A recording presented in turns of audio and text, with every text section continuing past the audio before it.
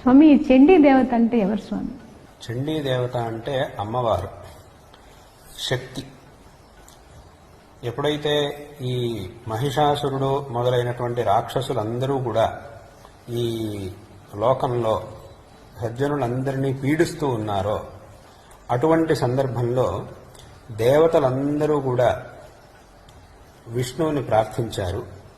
ఆ తర్వాత మిగతా వాళ్ళందరూ కలిసి అమ్మవారిని ప్రార్థించారు.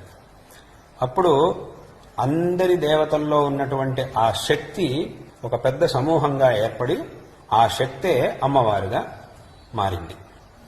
కాబట్టి ఆ అమ్మవారినే మనం చండీ అమ్మవారు, దుర్గా అమ్మవారు. ఆ అమ్మవారికి అనేక నామాలు. దుర్గా చండీ రెండు ఒకటేనా? దుర్గా అమ్మవారన్నా చండీ అమ్మవారన్నా ఒకటి. ఎందుకంటే దుర్గా అనేటటువంటి నామం అమ్మవారికి ఎందుకు వచ్చింది అంటే, దుర్గమ అని ఒక రాక్షసుడు ఉండేవాడు.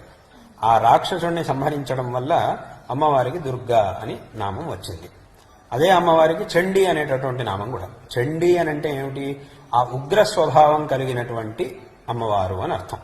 ఉగ్ర స్వభావం అంటే రాక్షస సంహారం చేసేటప్పుడు, అటువంటి మహిషాసురుడు మొదలైనటువంటి రాక్షసుల్ని సంహరించేటప్పుడు అమ్మవారు ఎంతో క్రోధంతో ఆ రాక్షస సంహారం చేసింది.